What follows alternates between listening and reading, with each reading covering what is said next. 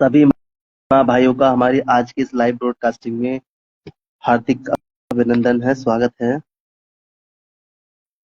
भाइयों, माँ भाइयों, कृपया आप भी इस लाइव ब्रॉडकास्टिंग को शेयर कीजिएगा अपने जो भी आपकी फ्रेंड लिस्ट है, जो भी आपके फ्रेंड्स वगैरह इंस्टाग्राम वगैरह पे शेयर कीजिए, जिससे कि ज्यादा से ज्यादा माँ भाई लोग जुड़ सके और इस सत्संग का लाभ उठा सकें, प्रभु जी के अवतरण के विषय में, भविष्य मालिका के विषय में कुछ जान सकें और अपनी रक्षा का उपाय जान सकें, क्योंकि इस घोर कली काल में हर किसी को ये अधिकार होना चाहिए कि वो अपनी रक्षा का उपाय जान सके, हर कोई भविष्य मालिका के विषय में जान सके।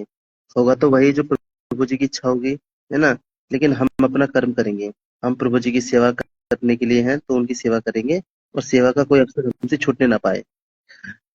सही बात है ये भैया। ऐसा जरूर नहीं है कि हम महाप्रभु के पास जाके ही उनकी सेवा करें, है ना। वो तो करोड़ों करोड़ में से इक्का दुक्का कोई व्यक्ति, कोई भक्त ऐसा होता है जो ऐसा सौभाग्य प्राप्त हो पाता है ना। तो प्रभु जी की भक्ति, प्रभु जी की सेवा अगर कहीं ढूंढनी हो ना, तो वो तो कहीं भी मिल जाएगी। प्रभु जी के नाम का प्रचार करके, प्रभु जी के भक्तों की सेवा करके, है ना, या प्रभु जी की कथा का संचालन करके या सुनकर, किसी भी तरीके से हर रूप में प्रभु जी का हम सेवा कर सकते हैं, क्योंकि हर रूप में, हर जगह पर, हर स्थान पर प्रभु ही प्रभु है, सर्वत्र प्रभु है। तो आप लोगों से अनुरोध है, विनती है कि हमारे इस वीडियो को, लाइव वीडियो को आप शेयर करें ज्यादा से ज्यादा अपने फ्रेंड्स के साथ में, है ना, और उनको बताएं कि हम 10 बजे लाइव आते हैं और यहाँ हमारा भविष्य मालिका और श्रीमद् भागवतम आदि जैसे सत्संगों का यहाँ पर प्रचार होता है ना। बिल्कुल सही कहा, हर घर त्रिकाल संध्या, हर घर माधव नाम और हर घर भागवतम पठन, यही हमारा उद्देश्य है। और इसके अतिरिक्त हमारा कोई उद्देश्य नहीं है। आप हमें फॉलो ना भी करें तो भी कोई दिक्कत नहीं है, हमें फॉलो नहीं चाहिए। हमें तो सिर्फ चाहिए कि आप नियत समय पर आप आज की इस हमारी इस लाइव से जुड़ जाया करें, कुछ आनंद प्राप्त करें आप लोग, बस। सही बात है भैया। बिल्कुल बस सही। तो जैसे कल की माता भैया ने कहा, हमारा उद्देश्य सिर्फ यही है, हर घर त्रिकाल संध्या, हर घर माधव नाम और हर घर भागवतम पठन, बस। इससे अतिरिक्त हमारा और कोई उद्देश्य नहीं है। भैया जी, तो समय हो चला है, 10 बज चुके हैं, तो आज की हमारे इस वीडियो का शुभारंभ किया जाए। तो हमारे जो प्रश्न है आज के, वो प्रश्न ले लेते हैं जरा एक बार ना। जी भैया। हमारा जी भैया। सबसे पहला सवाल है, राजा अम्बरीश का चरित्र एवं विष्णु भगवान की भक्ति। जी। ओम अनंत कोटि विश्व ब्रह्मांड के नाथ पर ब्रह्म नारायण महाविष्णु भगवान कल की राम, श्री श्री श्री सत्यनाथ माधव महाप्रभु जी के श्री चरणों में इस धर्मदास का कोटि कोटि दंडवत प्रणाम। माता महालक्ष्मी की जय, माता वैष्णो देवी की जय, सभी साधु संतों की जय, और इस सत्संग में उपस्थित सभी माता भक्तों के हृदय में विराजमान प्रभु जी को शत शत नमन। जय श्री माधव, जय श्री माधव, जय श्री माधव, जय श्री जय श्री माधव। माधव। जय श्री माधव। तो राजा अम्बरीश का जो चरित्र है, वो हम सभी सनातनियों को पढ़ना चाहिए, उनके विषय में जानना चाहिए कि अम्बरीश है कौन, और क्यों उनका नाम माधव से जोड़ा जाता है, क्यों उनका नाम विष्णु से जोड़ा जाता है, क्यों वो माधव के भक्तों में सबसे अग्रणी है। ठीक है ना। तो श्रीमद् भागवतम में बहुत अच्छे से इसके विषय में डिटेल में समझाया गया है कि अम्बरीश जो थे एक बहुत बड़े चक्रवर्ती सम्राट थे, और चक्रवर्ती सम्राट होने के बावजूद भी विनम्र थे। कहीं दूर तक कोई अहंकार नहीं, कोई घमंड नहीं किसी प्रकार की, मैं राजा हूँ। गरीबों की सेवा करना, साधु संतों की सेवा करना, ब्राह्मण भक्त थे, और सबसे इम्पोर्टेंट, मोर इम्पोर्टेंट कि वो एक विष्णु भक्त थे। तो कोई एकादशी का व्रत हो या कोई प्रभु की जो जयंती हो, सब पर अपना प्रभु का धूमधाम से उसको आयोजित करना, उसको मनाना।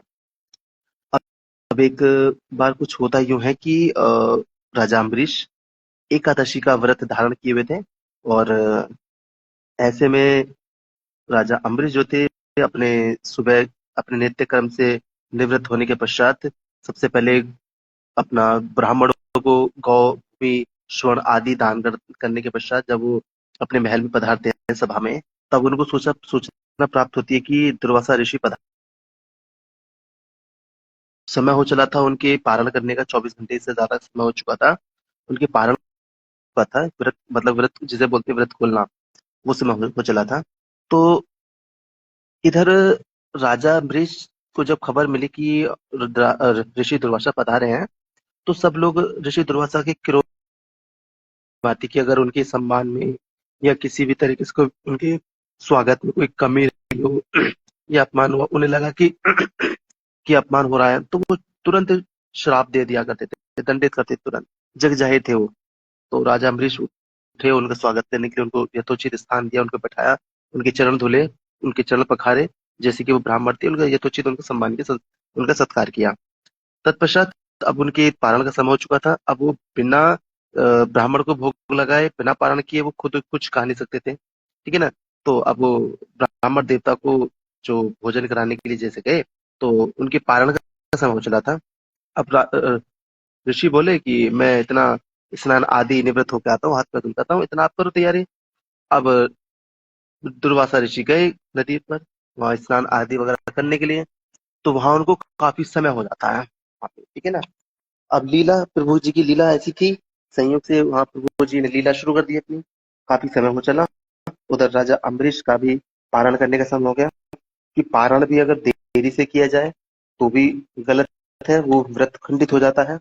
और समय समय से पहले किया जाए तो भी खंडित होने का वो है, और समय के बाद किया जाए तो भी वो सही नहीं है। अब इधर राजा अम्बरीश का समय हो चला।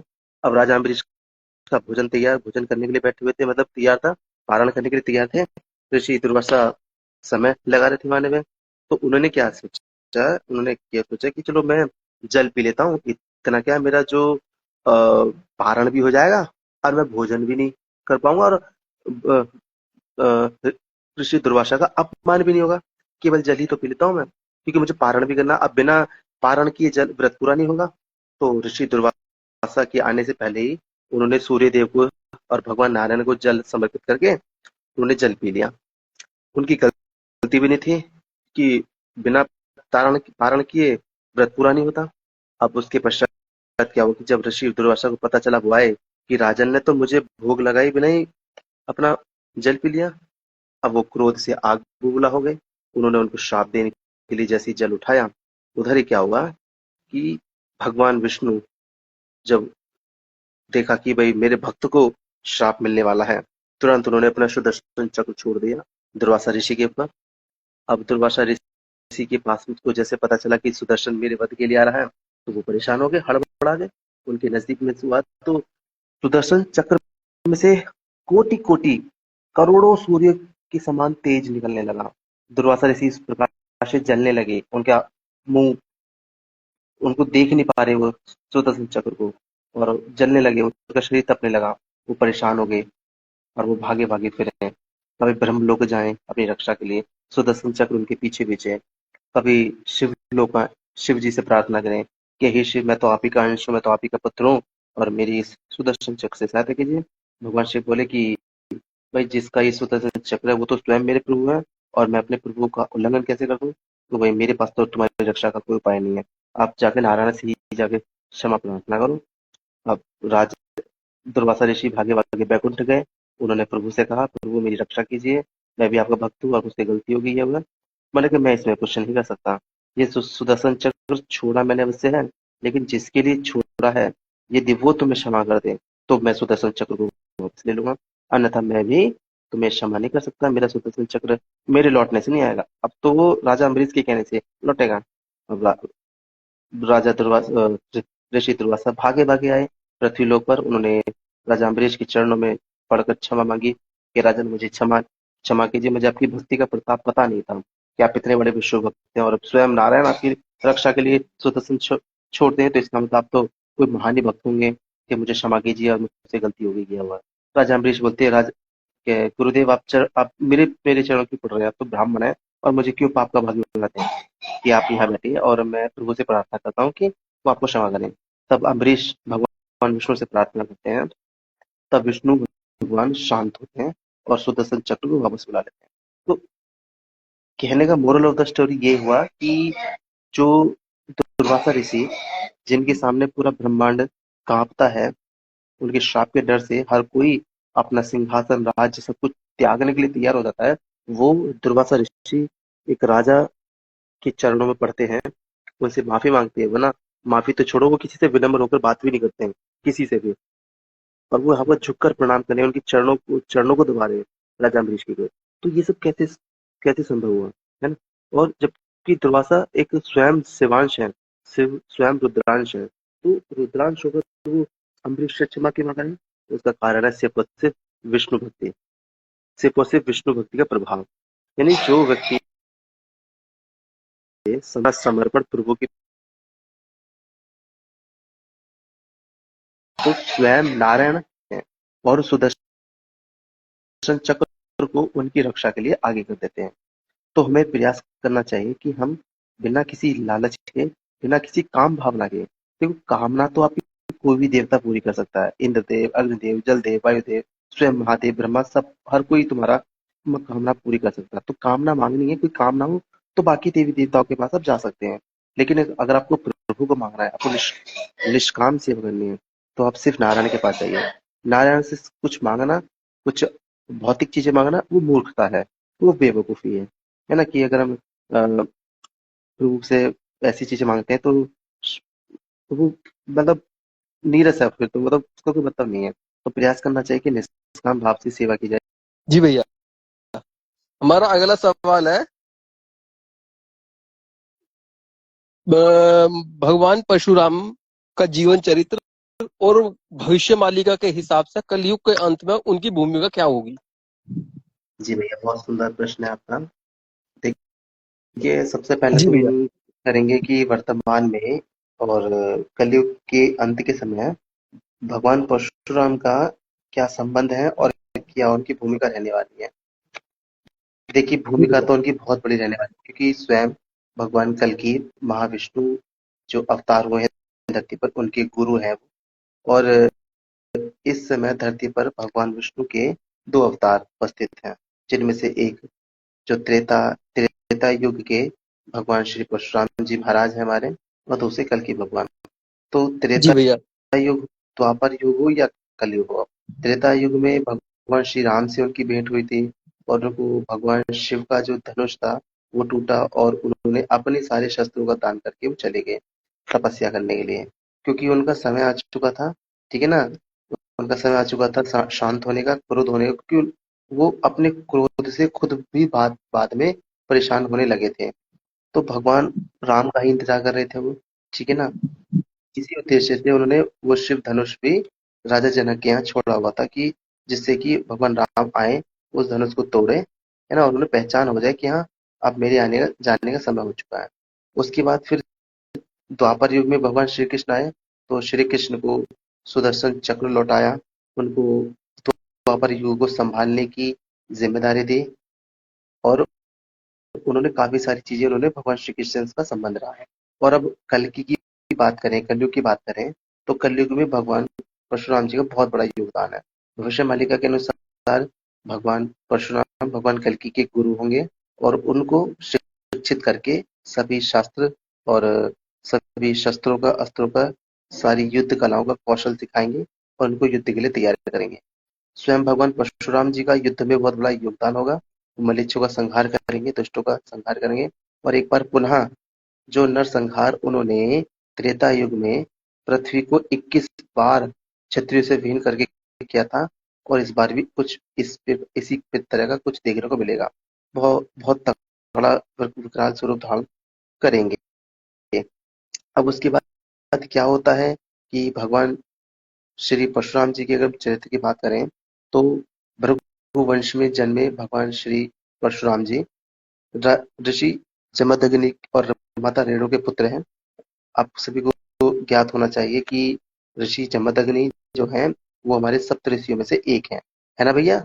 मैं सही कह रहा हूँ ना? जी भैया, एकदम सही है। हाँ, तो और उस समय लगभग हस्तिनापुर के ही करीब में एक जंगल हुआ करता था, कजरी वन हुआ करता था, जो आज का लगभग हिंडन वाला जो एरिया है, गाजियाबाद, बागपत, और जो आपका मेरठ के आसपास जो एरिया है, ये कजरी वन हुआ करता है। बहुत भयानक जंगल हुआ करता है यहाँ पे। तो यहीं पर ऋषि जमदग्नि अपनी पत्नी और अपने बाकी पुत्रों के साथ में, इनके 4 पुत्र और भी थे, उन सब के साथ में रहा करते थे। परशुराम अपने सभी भाइयों में से सबसे छोटे थे, और अपने माता पिता के आज्ञा का पालन करना ही उनका धर्म था, और भगवान शिव के शिष्य रहे हैं। सभी शस्त्रों का ज्ञान, विद्या, सब कुछ उन्होंने भगवान शिव से ही प्राप्त किया है। तो भगवान शिव ने उनको प्रसन्न होकर उनको परशु दिया। नाम तो उनका राम था, लेकिन परशु धारण करने के कारण वो परशुराम कहलाए। रघुवंश थे, और भगवान शिव ने ही उनको प्रसन्न होकर विजय धनुष दिया था। ये वही विजय धनुष है, ये वही विजय धनुष है जिसको लेकर अंगराज कर्ण ने अर्जुन से युद्ध किया था। ये वही विजय धनुष है। भगवान शिव से विजय धनुष परशुराम जी के पास आया, और परशुराम जी ने वो विजय धनुष अंगराज कर्ण को दिया था। और तो अपने राजा जमदग्नि और माता रेणुका, ये सभी अपने बच्चों के साथ में, अपने पुत्रों के साथ में कृष्ण जीवन में रहा करते थे। अब कुछ दैवियों से कुछ एक ऐसा प्रसंग हो चला कि उस समय एक राजा हुआ करते थे, नाम महिष्मति के, नाम था उनका कार्तिवीर अर्जुन। भगवान ब्रह्मदेव को उन्होंने प्रसन्न करके उन्होंने 1000 हाथों का बल मांग लिया। तो उनके 1000 हाथ थे, इसलिए वो सहस्त्र बाहु कहलाए। ठीक है, सहस्त्र मतलब 1000 और बाहु मतलब भुजाएं, सहस्त्र बाहु कहलाए। तो उनका पूरे नाम था सहस्त्र बाहु अर्जुन। तो बड़ा ही सीधा, बहुत ही मतलब ठीक ठाक राजा थे वो। लेकिन जब उन्होंने वरदान प्राप्त हो गया तो उनके अंदर घमंड, अहंकार प्रवेश करने लगा।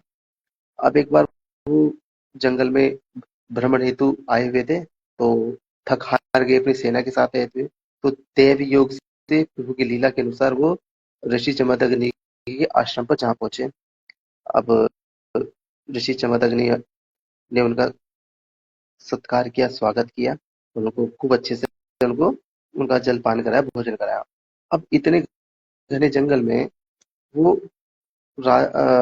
ऋषि जमदग्नि उनको कई तरह के भोग करा रहे थे, बहुत अच्छा अच्छा भोजन करा रहे थे, जबकि जंगल में ऐसी कोई व्यवस्था नहीं थी। उन्हें अर्जुन को, कार्तिवीर अर्जुन को संदेह हुआ कि ये व्यक्ति अकेला इस निर्जन वन में इतना स्वादिष्ट भोजन ला कहाँ से रहा। उसको संदेह हुआ, तो अपने सैनिकों को भेजा कि देखो जरा ये कहाँ से लेकर आ रहा है। तो जाकर देखता है कि वो एक गाय है उनके पास में, नंदिनी नाम था गाय का, शायद नंदिनी था। तो गाय से हाथ जोड़ के प्रार्थना कर रहे हैं, और गाय उनको सारा कुछ प्रोवाइड करा दे रही है। सैनिकों ने महाराज को जाकर बताया, तो महाराज के मन में लालच आ गया। मैंने कहा ये गाय इसके यहाँ क्या कर काम कर रही, इसके यहाँ क्या कर रही है, इसे तो मेरे पास होना चाहिए। तो राजा तो पहले शास्त्र भाव मांगता है, ऋषि देने से मना कर देते हैं। उसके बाद में वो जबरदस्ती छीन कर ले जाते हैं गाय को। अब जब इतना बड़ा अपमान होता है ऋषि का, ठीक है ना, तो बहुत बड़ा अपमान उनका वहां पे होता है। गाय को लेके चले जाते हैं। परशुराम जी जब वहां से आते हैं तो उनको पता चलता है कि ऐसे से मेरे माता पिता का अपमान हुआ है। तो जाके वहां पे कार्तिवीर्य अर्जुन के महल में जाते हैं, उससे युद्ध करते हैं। बहुत भयानक युद्ध होता है, और अंत में भगवान जो है सहस्त्र भाव की पहले 1000 भुजाएं काटते हैं, फिर उसका वध कर देते हैं। परशुराम की खबर आए सुनता हुआ जब परशुराम जी का इतना पराक्रम देखते हैं, युद्ध कला देखते हैं, तो उसके उसके भी बहुत सारे पुत्र थे, वो डर कर भाग जाते हैं। लेकिन अपने पिता की हत्या का बदला लेने के लिए वो चुप नहीं बैठते। वो एक दिन सभी भाई जंगल में गए हुए थे, घर पर केवल रेणुका माता और भगवान परशुराम के पिता जमदग्नि थे। तो उनके पुत्र आते हैं चोरी से पीछे से, और जमदग्नि ऋषि की हत्या कर बैठते हैं। जब हत्या कर देते हैं, तब जब उनकी माता शोक में अपना शरीर त्याग देती है, अपने पति के शोक में, जब सभी भाई और परशुराम जी लौटते हैं, तब क्रोध के मारे उनकी आग बबूला हो जाते हैं। वो विलाप करते हैं, अब खूब मतलब क्रोध में, और फिर संकल्प लेते हैं कि मैं इस पूरी सृष्टि से, पूरी पृथ्वी से क्षत्रियों का नाश कर दूंगा। तो जाके पहले शस्त्र भाव के जितने भी पुत्र थे सबका वध करते हैं। उनका क्रोध शांत नहीं होता है। उस समय प्रभु का अवतार जो ये हुआ था परशुराम जी का, उसके पीछे का होने का रीजन ये था कि उस समय जितने भी क्षत्रिय थे वो आताताई हो गए थे, वो बदमाश किस्म के हो गए थे, अहंकारी हो गए, दम्भी हो गए थे, दुराचारी, पापी, ये सब हो गए थे। तो धरती को स्वच्छ करने के लिए और इन पापियों के राजा के रूप में जो राक्षस थे, असुर थे, उन सबको अंत करने के लिए भगवान ने परशुराम जी के रूप में अवतार दिया, भगवान श्री विष्णु ने। तब भगवान एक करके, एक नहीं दो नहीं, पूरे 21 बार इस पूरी पृथ्वी से क्षत्रियों को नाश कर देते हैं। यानी इतना नरसंहार मचाते हैं भगवान परशुराम कि वहां पे आज का जो आपका कुरुक्षेत्र का वाला एरिया, हरियाणा पंजाब का जो एरिया है, वहां पर 7 कुंड बना देते, रक्तों के 7 कुंड। और यही 7 कुंड आज 7 नदियों के नाम से जाने जाते हैं। जो 7 नदियाँ हैं आपकी पंजाब से जो कि बह रही हैं, ठीक है ना? जिनमें से एक सरस्वती भी है, ठीक है ना? तो 7 कुंड बना देते हैं। तो इतना नरसंहार जो करते हैं प्रभु उस समय, तो प्रभु के इस अवतार का उद्देश्य सिर्फ उस समय के जो राक्षस के रूप में जो असुर थे, जो राजा महाराजा थे, जो क्षत्रिय थे, उनका नाश करना था। और जब वो सारा कार्य पूरा हो जाता है, इतने भगवान श्री राम प्रकट हो लेते हैं, तो उनकी लीला समाप्त हो जाती है। डायरेक्टली उनकी लीला समाप्त हो जाती है। तब वो सारी चीजें श्री राम को हैंड ओवर कर देते हैं कि प्रभु अब आपका युग है, अब आप संभालिए, अब मैं तो वृद्ध हो चुका हूँ, ठीक है ना? तो अब आप संभालिए। तो ये सारी चीजें हैं। भगवान परशुराम बड़े ही क्रोधी हैं, लेकिन बड़े ही मनोहर भी हैं, बड़े ही जल्दी प्रसन्न होने वाले भी हैं, है ना?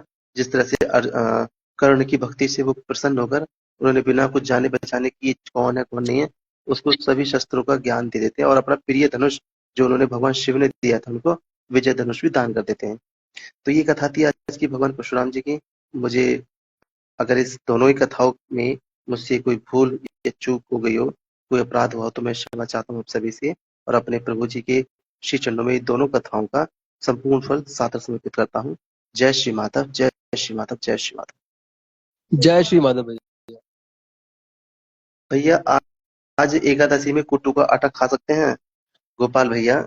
वैसे तो ये निर्जला एकादशी व्रत है। अगर आप एकादशी का व्रत रख ही रहे हो, एकादशी है तो आपको निर्जला रहना की आवश्यकता है।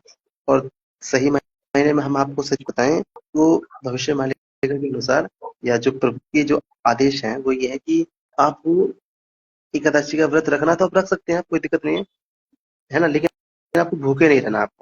आपको कुछ ना कुछ खाते रहना। कुछ नहीं कुछ से मेरा मतलब है कि आपको फलाहार लेना, आपको फल और दूध ले सकते हैं आप। बाकी कुट्टू का आटा, पकौड़ी, आलू उबले हुए, ये सब चीजें आप नहीं खा सकते, है ना? नहीं खा सकते हैं, हाँ। आप नहीं खा सकते। हाँ, आप फल ले सकते हैं। आप आपको भूखा नहीं रहना, बिल्कुल भी आपको भूखा नहीं रहना आपको, क्योंकि वो उससे प्रभु को कष्ट होगा, प्रभु को कष्ट जी होगा, भैया। है ना? और प्रभु को दुख होगा उस चीज से। और वो फिर हम पाप की भागी बनते हैं अगर प्रभु को हमारे कारण दुख पहुंचता तो एकादशी में देखो, मैं आपको सच कहूं, कुट्टू का आटा तो एक फालतू का ट्रेंड चल चुका है कि हमारे हर व्रत में कुट्टू का आटा इस्तेमाल किया जाता है।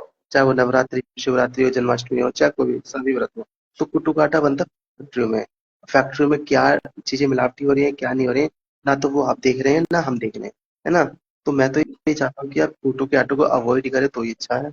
कुट्टू के हाँ कुट्टू के आटे कुट्टू कुट्टू के आटे को अवॉइड करें तो ही बेहतर है।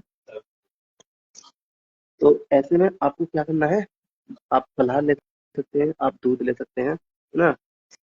और यदि आपने ठान ही लिया है कि भाई हमको तो निर्जला एकादशी व्रत ही रखना है, तो आप अपने रिस्क पे करिए क्योंकि महाप्रभु ने तो बिल्कुल स्पष्ट मना किया हुआ है, निर्जला कोई नहीं रहेगा।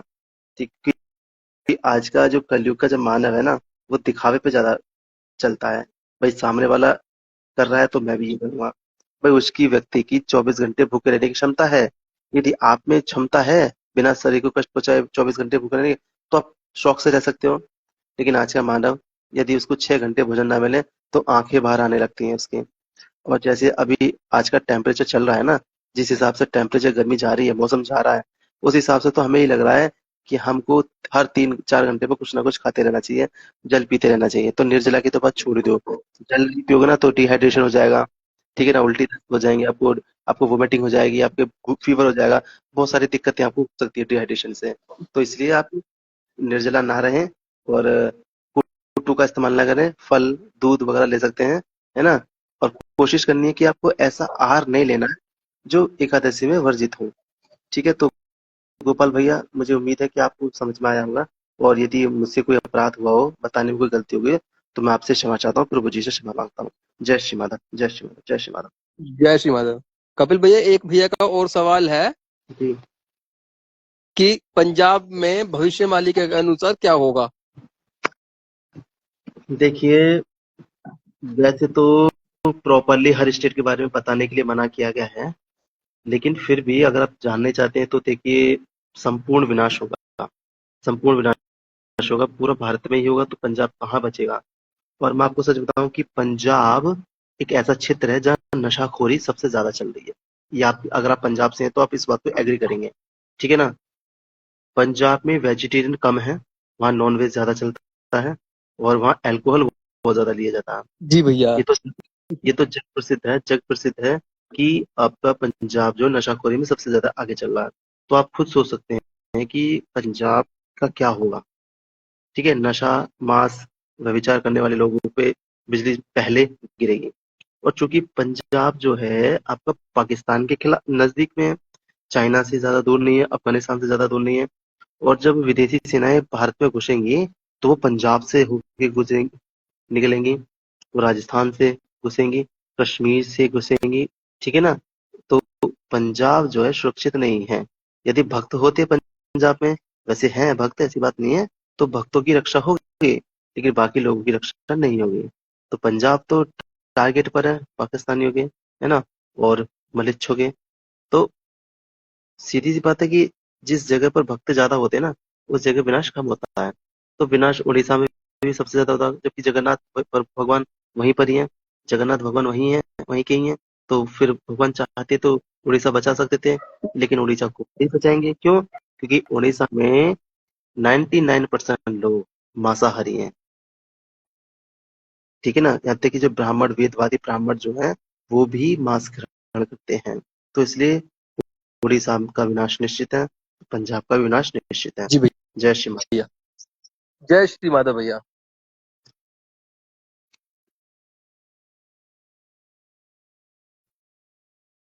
भैया कोशिश कीजिए कि आप ऐसी स्थिति ना बन पाए, ऐसी स्थिति ना बन पाए कि आप जो कुछ भी आप कह रहे हैं वो ना हो पाए, ठीक है ना। प्रीमोर्डियल वन भैया, ठीक है। तो कोशिश कीजिए, आप नाम जप ज्यादा कीजिए, है ना। त्रिकाल संध्या कर सकते हैं, कोई दिक्कत वाली बात नहीं है, ठीक है ना। पर प्रभु जी से प्रार्थना कीजिए कि ये सब ना हो पाए, क्योंकि ये तो नेचुरल चीजें हैं, देखो, हो जाता है। पर फिर भी आप अपनी कामनाओं को कंट्रोल कीजिए, इंद्रियों को वश में कीजिए, नाम जप बढ़ाइए, प्राणायाम आदि वगैरह कीजिए, है ना। सात्विक भोजन ग्रहण कीजिए। ये जो नाइट फॉल वगैरह की जो बात कर रहे हैं आप, ये भोजन की वजह से, भोजन की कमी से होता है, नींद ना पूरी होने की वजह से होता है। हम अपना आहार निश्चित करें, हमें ज्यादा मसाले वाला चटपटा भोजन ना करें, हम जल्दी सोने का प्रयास करें, जल्दी उठने का प्रयास करें, नाम जप ज्यादा बढ़ाएं, और किसी ऐसी एक्टिविटी से है ना दूर रहें, वीडियोस वगैरह से दूर रहें, है ना। और प्रभु जी का ज्यादा भजन और नाम नाम कीर्तन में ज्यादा ध्यान लगाएं आप। जय श्री माता भैया। जय श्री माधव भैया। जय श्री माधव। जय श्री माधव। किसी माँ भाई का और प्रश्न हो तो आप पूछ सकते हैं। कपिल भैया, जी भैया। जो हमारे नए भाई हैं, उनके लिए एक बार और आप बता दीजिए, क्या भविष्य मालिका के अनुसार बचाव के क्या उपाय हैं?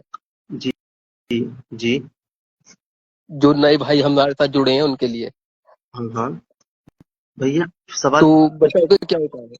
सवाल फिर से रिपीट करेंगे, आपकी आवाज कट गई थी बीच में। जी भैया, मैं ये कहना चाह रहा हूँ, जो हमारे नए भाई अब लाइव से जुड़े हैं, हाँ उन्हें भैया। ये बता दीजिए कि भविष्य मालिका के अनुसार खंड प्रलय से बचने के क्या उपाय हैं? देखिए भैया, भविष्य मालिका के अनुसार अगर आपको पहले तो ये बता देते कि भविष्य मालिका के अनुसार खंड प्रलय कितना भयानक होगा। जी भैया। देखिए, खंड खंड प्रलय, जल प्रलय, अग्नि प्रलय, वायु प्रलय बड़ा ही भयानक तीव्र तांडव करेगा पूरी तरीके से।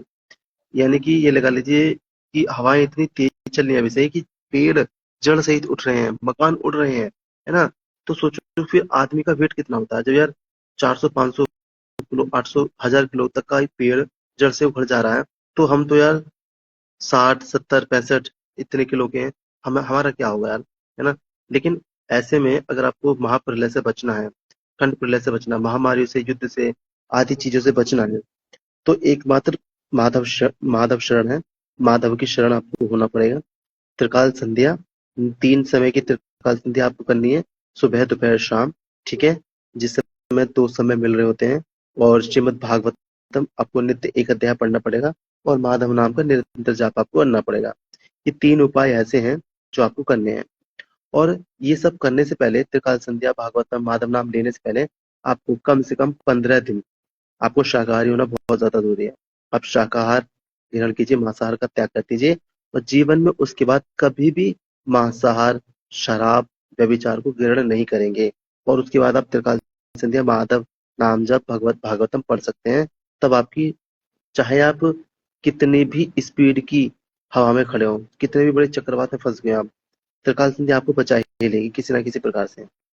तो मेरा बस यही अनुरोध है कि इस समय आपके मन में अनेकों सवाल हो सकते हैं, भगवान कहाँ है, कैसे हैं, कब हुए, कहाँ, क्या, बहुत सारी चीजें, फलाना टिपका, बहुत सारी चीजें। लेकिन ये समय अब ये सब जानने का नहीं रह गया। यदि आप ये चीजें साल भर 6 महीने भर पहले पूछते ना, तो बताने का फायदा भी था। लेकिन अभी बताने का कोई फायदा भी नहीं है। अभी सिर्फ आपको इतना जानना है कि आपको नाम जप बढ़ाना है, ठीक है ना।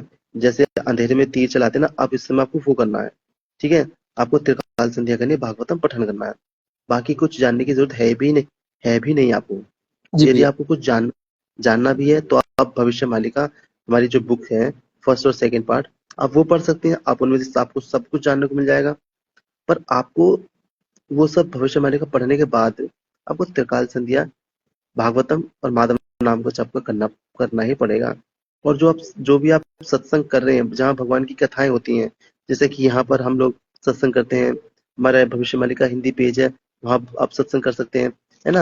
आप सत्संग कीजिए आप, क्योंकि सत्संग में आपको बहुत कुछ सीखने को मिलेगा, बहुत कुछ जानने को मिलेगा। आपके प्रभु के प्रति निकटता का आभास होगा, प्रभु के आप निकट पहुंच जाओगे आप। तो बस यही प्रार्थना करना चाहूंगा कि आप लोग त्रिकाल संध्या शुरू कर दीजिए, यदि शुरू नहीं की है तो। जय श्री माता भैया। जय जय श्री माधव भैया। किसी भाई का सवाल है तो आप कर सकते हैं भैया, की ओर चलते हैं भैया, है जी भैया। जिसके जो जी भैया। सवाल है वो कल कर सकते हैं। कल फिर 10 बजे जी लाइव भैया। आएंगे। जी भैया। जी भैया। जी भैया, जय जय श्री माधव। जय श्री माता भैया।